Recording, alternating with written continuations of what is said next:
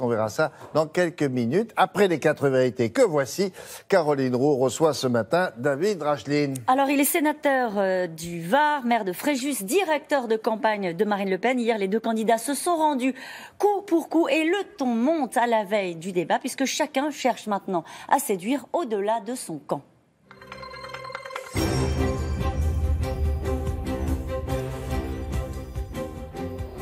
Bonjour David Rachlin. Bonjour. Est-ce que Marine Le Pen manque d'inspiration cette fin de campagne?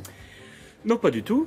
Non, parce qu'elle pioche allègrement dans un discours de 2015 de François Fillon. J'encourage les gens qui nous regardent ce matin à aller voir la comparaison entre ces deux discours. C'est très long, c'est 4 paragraphes, mot pour mot, virgule après virgule. Est-ce qu'elle s'excuse auprès des militants qui sont venus voir Marine Le Pen hier? Il s'agit d'un petit clin d'œil. Parce que dans le discours qui était celui de François Fillon à l'époque, il y avait un certain nombre d'éléments intéressants. Et c'est vrai, à l'heure du buzz, on a constaté que ça faisait parler. Et vous voyez que vous en parlez. Et qu'est-ce qu'elle a voulu dire? Qu'il y avait vous nous dites que c'est fait exprès, une continuité historique, un certain nombre de valeurs communes dans notre pays, tandis que M. Macron a une vision qui est tout à fait différente, lui qui considère qu'il s'agit en France d'une population, d'un territoire qui n'est pas incarné, qui n'est pas véritablement composé d'une histoire. Et je crois que c'est ça qu'il a voulu dire, et c'est en effet un sujet extrêmement important. J'ai peur de ne pas vous suivre. Vous nous expliquez ce matin que c'est fait exprès, que Marine Le Pen, adversaire de François Fillon, aujourd'hui reprend ces mots pour parler de la France. Sincèrement, les gens qui vous regardent ce matin ont sans doute du mal à suivre là où vous voulez en venir. Mais moi je pense encore une fois que c'était un beau passage, au contraire. Et puisqu'on parle de plagiat, le véritable plagiat, en réalité, c'est Emmanuel Macron qui passe son temps à plagier François Hollande. Est-ce que Marine Le Pen sait parler de la France avec ces mots? C'est la question qu'on peut se poser. Il est son héritier. Il est le candidat aujourd'hui de la finance. Et M. Macron ne propose pas autre chose que la continuité. D'ailleurs, Ségolène Royal était au premier rang de ses invités hier. Je suppose que nous allons en reparler. Et il y a un véritable danger à voir encore pendant 5 ans continuer la politique catastrophique de M. Hollande. Quant à Marine, elle a évidemment fait un discours hier, vous l'avez vu, de plus d'1 heure, où elle a eu l'occasion de s'exprimer sur tous les sujets. Juste quelques questions, si vous voulez bien répondre. Est-ce que vous excusez auprès des militants qui sont venus voir du Marine Le Pen et qui ont eu une partie de François Fillon? Non, encore une fois, ce clin d'œil, je crois, a été apprécié, y compris par l'ensemble des électeurs de M. Fillon. Le problème, c'est que c'est important les mots en politique, David Rachlin. Vous êtes d'accord avec ça? C'est vrai. Alors on entend Marine Le Pen nous dire quelle est la candidate de la France qui se lève tôt. Ça, c'est du Sarkozy. Elle stigmatise son ennemi du monde de la finance. Ça, c'est du Hollande. Elle parle des oligarques. Ça, c'est du Mélenchon. Ça veut dire que dans cet entre-deux tours, Marine Le Pen, au fond, fait une compilation du meilleur du système. Mais vous savez, il n'y a pas de thème réservé à tel ou tel autre candidat. Et il est arrivé à Marine d'utiliser tous ces mots-là bien avant ceux que vous avez cités ici. Ce qu'elle a souhaité démontrer, ce que je vous indiquais à l'instant, c'est qu'il y a un véritable danger à voir mettre en œuvre la politique que propose M. Macron. Parce qu'il va se soumettre à des intérêts qui ne sont pas les intérêts des Français. Ça va être tantôt l'Union européenne, tantôt le MEDEF, tantôt l'UOIF même, j'ai vu, qui avait appelé à voter pour lui.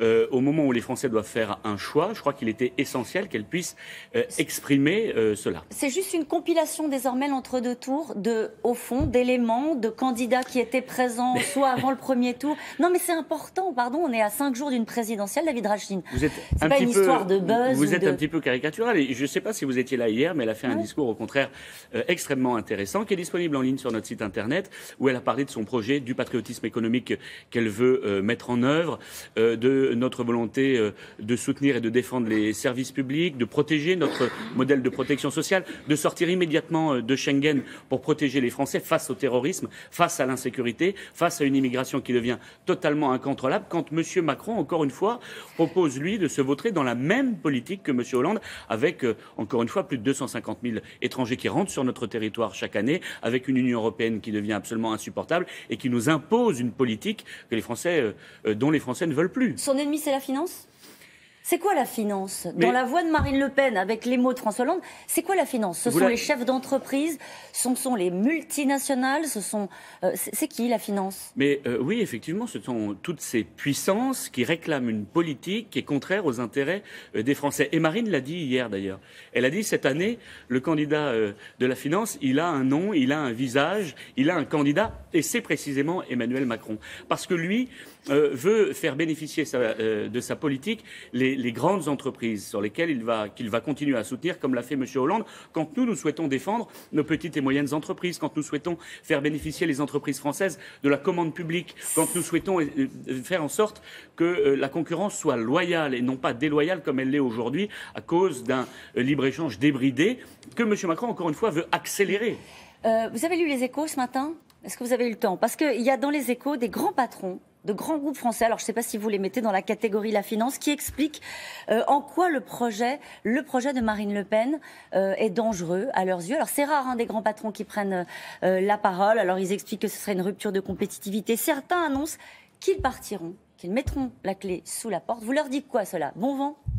Non, mais vous savez, je crois qu'il y a une volonté de la part d'un certain nombre de gens, particulièrement des puissants, de faire peur.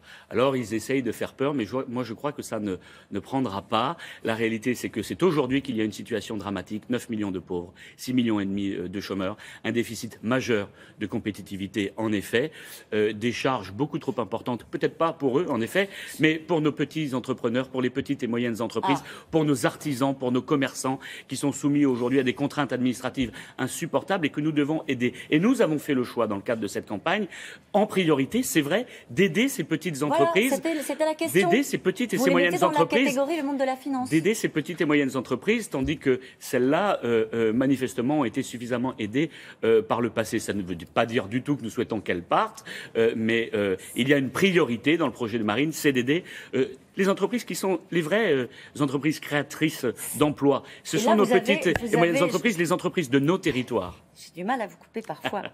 Vous avez là des grands patrons de grands groupes français qui embauchent des milliers d'emplois. Oui, vous savez quel est le premier employeur français? C'est l'artisanat. Et ce sont nos petits commerces qui sont en train d'ailleurs malheureusement de mourir.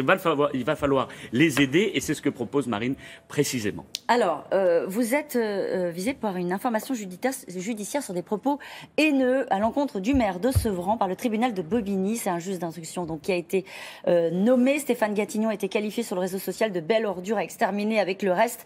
Bref, c'était sur l'une de vos pages d'un réseau social. Qu'est-ce que vous lui répondez? Est-ce que vous avez été approché par la justice? Ce sont des propos qui sont évidemment éminemment condamnables. Il n'y a aucun doute là-dessus. C'est un commentaire qui a été publié sur mon profil Facebook. Je n'aurais moi-même jamais tenu ce style de propos, évidemment. Je parlais, ceci étant dit, dans ce post Facebook, de l'attitude de M. Gatignon, qui a développé considérablement le communautarisme dans sa ville, comme beaucoup d'autres maires. Et il y a une vraie problématique là. Nous souhaitons lutter contre le communautarisme, nous attaquer à l'islamisme radical, à cet islam politico-religieux qui se développe sur notre territoire et qui est inquiétant, il faut bien le dire, et contre lequel ne veulent pas lutter nos responsables politiques jusqu'alors. Merci beaucoup, David Rachetine. C'est à vous, William. Merci beaucoup.